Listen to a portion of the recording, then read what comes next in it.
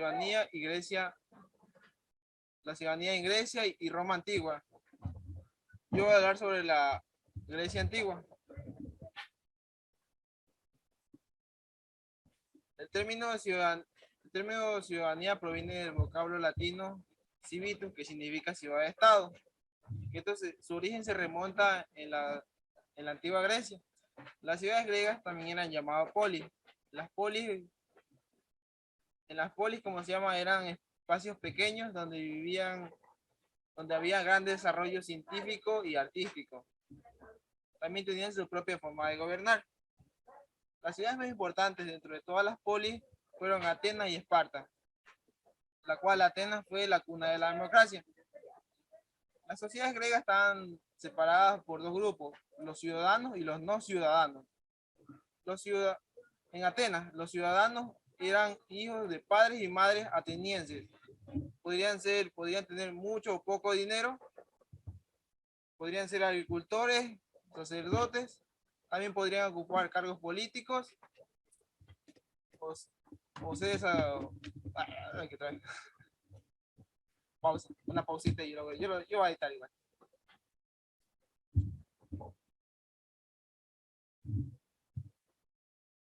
Bien, así. Pero también, pero también tenían que cumplir con unos impuestos y si iniciaba una guerra, tenían que estar en la milicia. Los no ciudadanos eran esclavos, extranjeros y las mujeres. Los esclavos eran hijos de ellos mismos, eran hijos de ellos mismos, o sea que eran padres y madres esclavos que tenían un hijo y se convirtieron en esclavos automáticamente. Ellos no tenían derechos y también tenían amos. Los extranjeros tenían libre comercio y artesanía, pagaban impuestos, podían asistir a la milicia, pero no tenían terrenos o propiedades. En Atenas las mujeres también salían un poco de la casa, solo asistían a reuniones matrimoniales, a funerales y a otras actividades religiosas. Gracias.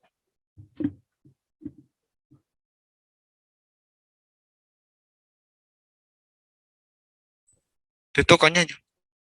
Eh, en la antigua Grecia también se dio la ciudadanía de Esparta. En la antigua Grecia, en el sureste de Peloponeso, se existió en el siglo X, antes de la era común, y se mantuvo casi 800 años la ciudadanía espartana. Estos eran considerados como una tierra de guerreros, ya que ocupaban las tierras que invadían y a su gente los hacía esclavos o los convertía a sus siervos y los llamaban ilotas. Se decía que ellos no podían alejarse de sus tierras ya que ellos pertenecían ahí y trabajaban para los espartanos entonces. Se decía también que los ilotas estaban vigilados por ciertos policías espartanos, ya que se tenían miedo de que ellos se rebelaran algún día. Gracias a eso, se establecía cada año un tipo de guerra que era entre los ilotas y los espartanos, lo cual ahí se podía matar a voluntad sin represalia alguna. Desde que nacías en Esparta, los niños no te pertenecían, sino que ya le pertenecía al Estado y vivían una fuerte y rigurosa educación, ya que solo eran educados para la guerra y no tenían algún tipo de filosofía ni nada de eso. También se decían que las mujeres eran de igual manera, que no tenían ninguna igualdad, desigualdad ni nada por el estilo. Hacían la misma fuerza que los varones, e inclusive peleaban entre ellos mismos y ciertas ocasiones las mujeres ganaban. La sociedad en Grecia se basaba por dos reyes, que estos dos se distribuían en, uno iba a la guerra y otro se quedaba en las polis, cuidando las polis, y también estaban conformados por 28 ancianos, que eran parte de un congreso de la sociedad. También incluían a los asambleístas o asambleas, que eran parte de la sociedad, pero ellos no tenían casi ningún valor fundamental en la sociedad de los espartanos, ya que ellos no daban ninguna opinión alguna importante sobre las decisiones que se tomaban en el país o en el estado de Esparta. También estaban conformados por unos llamados, eh, córtala ahí, loco, ya me acuerdo. Por unos llamados éforos, que ellos también se encargaban de la ciudadanía y en el apoyo de las decisiones de los reyes. Se decía también que Platón, esta sociedad espartana, era un tipo de ejemplo para otros estados, ya que todas las personas que vivían en Esparta no se basaban en la riqueza, sino en las guerras. Y se debía, se debía dar como ejemplo este tipo de estado. Se decía también ciertos avances científicos que si se ganaba la Segunda Guerra Mundial, los nazis tal vez implementarían este tipo de estado, ya que solo la sociedad vivía bajo el gobierno del Estado, desde que nacías hasta que morías. Gracias.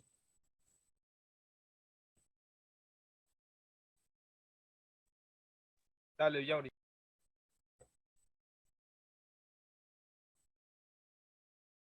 ¿Me toca a mí? Claro que sí, te estamos esperando. Comienza. A ver, dale, ponlo en Sí, sí, ya la cambié. Estoy esperando que comience. la ronda.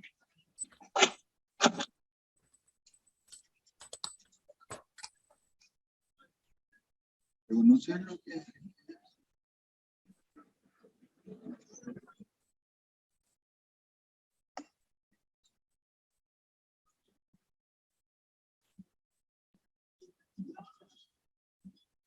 Buenas tardes con todos. Buenas tardes, profesor. Buenas tardes, compañeros. Mi nombre es Ángel David Yauri y el tema que me tocó hablar es la cadena social en Roma. Los esclavos que ocupaban la última posición de la cadena social eran obligados a trabajar en campos, en minas y a ser guerreros. La mayoría de ellos solían ser prisioneros de guerra o prisioneros de deuda. La única manera para dejar de ser esclavo en Roma en aquel tiempo era por medio de la manumisión.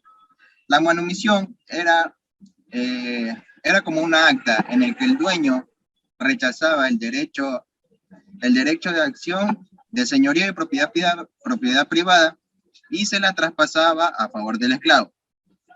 Cuando un esclavo llegaba a tener la manumisión, llegaba a ser liberto. Liberto eran las personas que estaban libres, pero seguían trabajando para su dueño. Le daban un sueldo y podrían tener bienes y también podían heredarlos.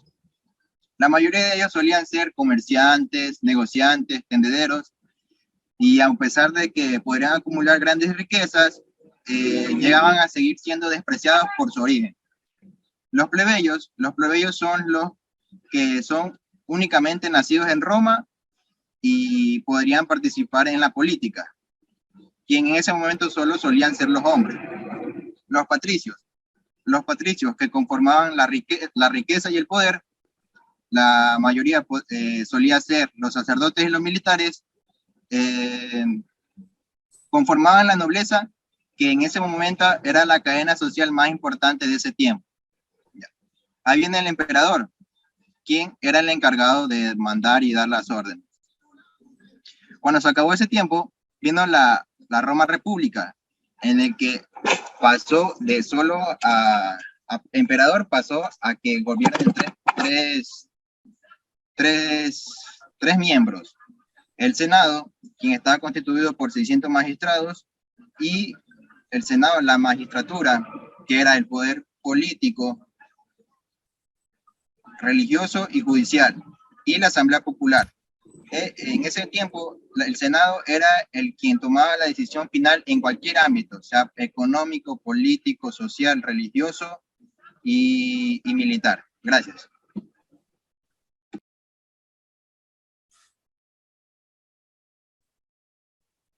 Dale, don Álvarez.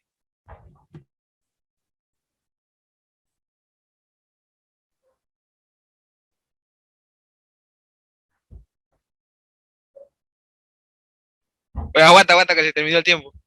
¿Para qué hacemos? Espero que no se vaya a la sala. Espera, espera. No sé qué puse, pero seguimos aquí todavía y seguimos grabando. Dale. Ya va. Yo les voy a hablar sobre los derechos de los ciudadanos romanos. Hago énfasis en esto porque estos derechos son solo para los que eran considerados ciudadanos. Ellos tenían derecho a la libertad individual, es decir, que tenían cierta libertad. También tenían el derecho a invocar auxilio tribunicio, es decir, tener una defensa para escapar de algunas condenas, como puede ser la muerte. Los derechos cívicos, es decir, los derechos de la ciudad, tienen el derecho de formar parte de las ceremonias religiosas. Tienen derecho de figurar en los registros del censo, es decir, que tienen la obligación de pagar impuestos. Tienen derecho también de formar parte del ejército. En el ámbito privado, en cambio, pueden gozar del connivium, que es la actitud de contraer matrimonio. El comercio, que es la capacidad de obtener la propiedad por medios establecidos por el derecho civil y su consecuencia. Y también tienen el derecho activo y pasivo de testar, que más en pocas palabras sería hacer un testamento.